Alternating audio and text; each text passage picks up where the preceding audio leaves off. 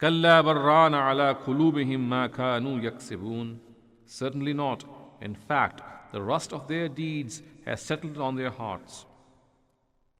In this verse, the Qur'an has stressed that it is wrong of these foolish people to regard the verses of the Qur'an as tales of antiquity. What it is informing them of are undeniable facts which are evidenced by the world around man and that within him, as well as by his intellect, but such is the extent of the rust which has settled on their hearts that not even a speck of truth can pierce it.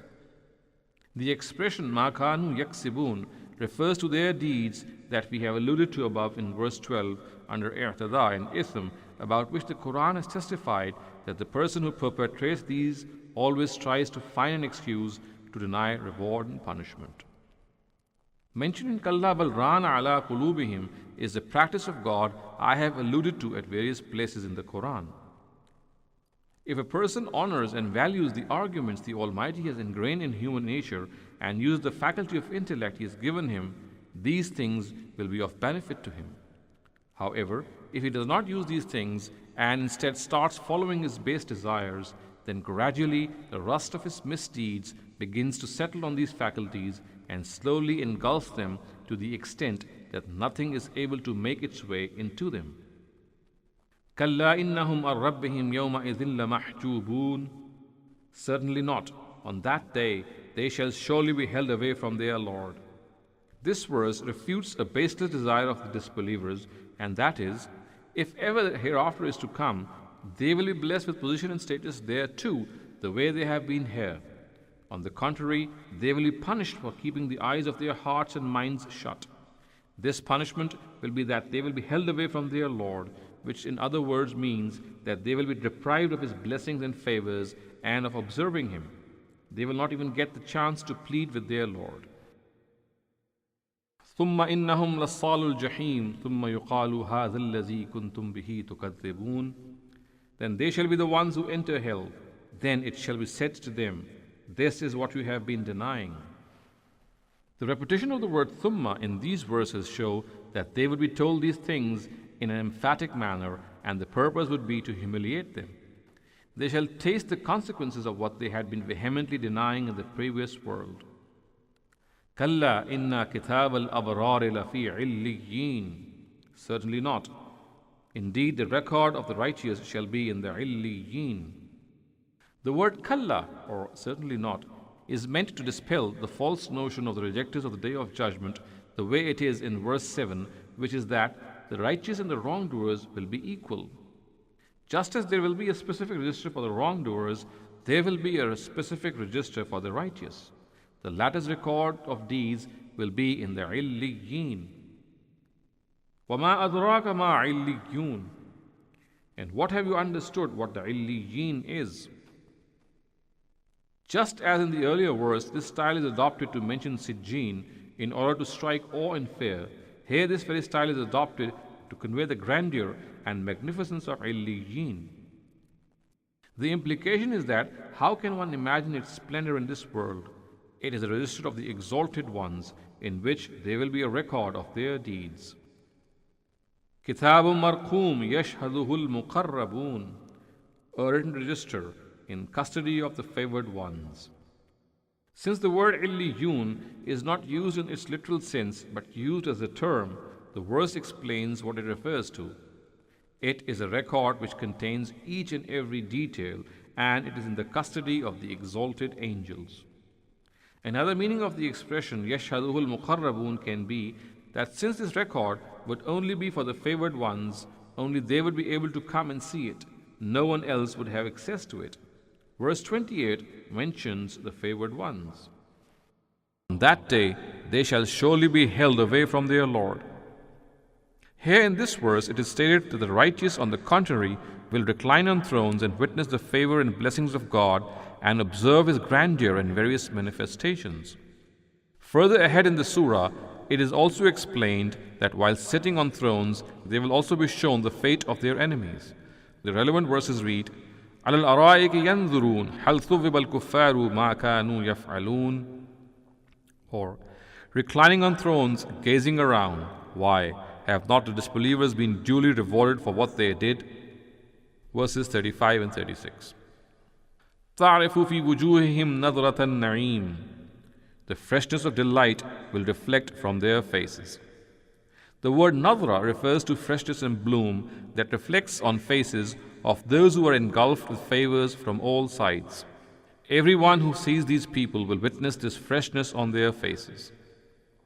يسقون من رحيق مختوم ختامه مسك وفي ذلك فليتنافس المتنافسون. Pure sealed wine will be given to them to drink. The seal will be of musk. And it is for this thing that those who wish to strive should strive with enthusiasm.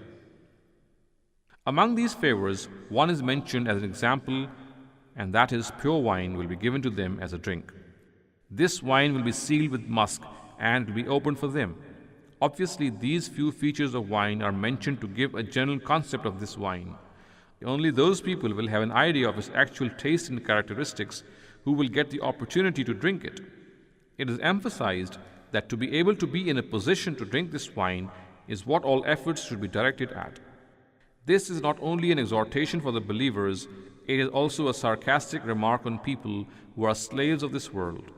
All their efforts are expended to earn the transient pleasures of this world. And there is no one to desire things that should really be desired. وَمِزَاجُهُ مِن تَسْنِيمٍ عَيْنًا يَشْرَبُ بِهَا الْمُقَرَّبُونَ. And it will be mixed with tasneem, a special spring on whose banks these favored ones shall sit and drink. The word mizaj refers to a liquid which is mixed with alcohol to increase its serene effects or to make it more moderate. The word aynan is declined in the accusative because of specification or nasab al-ikhtisas, and the particle ba in biha is an adverb of place. I have already explained this style in the tafsir of the 6th verse of Surah Tahr. The most appropriate place to drink wine is on a river bank. The wretched wine of this world is drunk wherever and in whatever form those fond of it are able to lay their hands on it. However, in the hereafter, pure wine will be drunk by the favored ones of God, and the etiquette of this consumption has its own unique norms. Our exegetes have not been able to determine the true connotation of the particle ba, so either they have not discussed it or have erroneously interpreted it. The relevant expression is generally translated as they drink from it. However, this translation is absolutely meaningless. If this is understood to mean that they drink from this fountain, then this has already been clearly expressed in mizajuhu min tasneem, so why should it be repeated in a very vague manner? It may be worth noting that in eloquent Arabic, it is very customary for the particle ba to connote an adverb of place. In particular, in such instances, there is no other possibility than to interpret it in this manner. إِنَّ الَّذِينَ أَجْرَمُوا كَانُوا مِنَ الَّذِينَ آمَنُوا يَضْحَكُونَ. Those who remain sinners used to laugh at those who believed. This is a portrayal of the reversal of situation which will take place when the results of the deeds of the sinners and the righteous will be declared. This verse depicts what poor Muslims had to go through in this world at the hands of the conceited rich. وَإِذَا مَرُّوا بِهِمْ يَتَغَامَزُونَ. And used to make gestures through furtive glances when they passed them by. This can refer both to the fact that when these believers passed by them or when the arrogant leaders of the Quraysh passed by the Muslims, they would wink at one another and thereby hurt them in this fashion. It is evident that the hurt caused by the stare is much greater than the wound inflicted by the sword and the spear.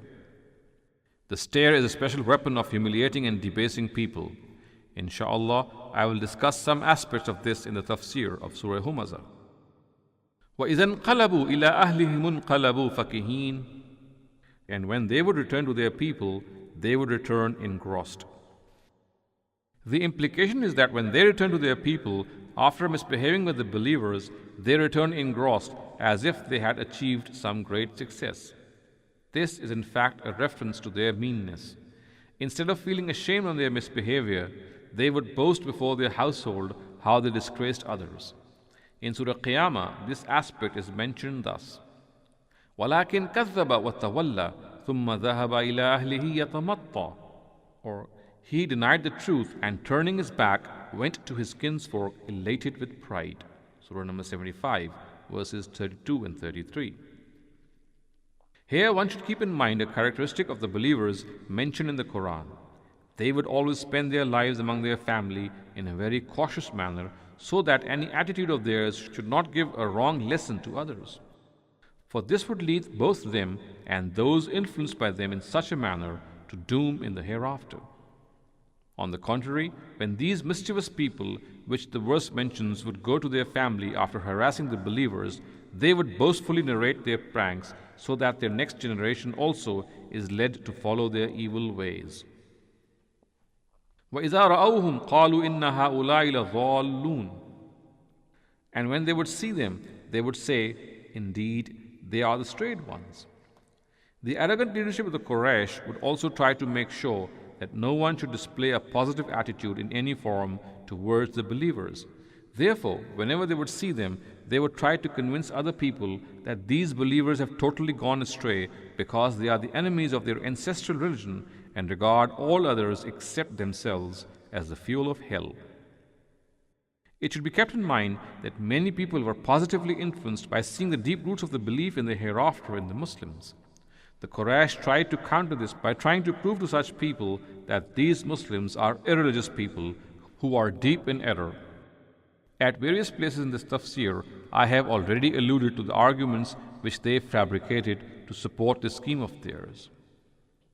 وَمَا أُرْسِلُوا عَلَيْهِمْ حَافِظِينَ. They were not sent to be their guardians. Generally, people have understood this verse to mean that these disbelievers were not deputed as the guardians and teachers over Muslims, that they may regard them as a strayed lot and censure their beliefs and deeds. In my opinion, this sentence is actually a part of the words uttered by the disbelievers. The complete discourse will be something like this. When they would see the Muslims, they would remark that these Muslims are deviants from the straight path. They regard their deeds, that is of the disbelievers, to be polytheistic and mere disbelief, although these Muslims have not been deputed as guardians over them, that they may object to every deed of theirs and take upon themselves to reform them, that is the disbelievers. فَالْيَوْمَ الَّذِينَ آمَنُوا مِنَ الْكُفَّارِ يَضْحَكُونَ. But today, these believers will laugh at these disbelievers. After a portrayal of the attitude adopted by the disbelievers, this verse now mentions the reversal of fortunes which will take place on the Day of Judgment.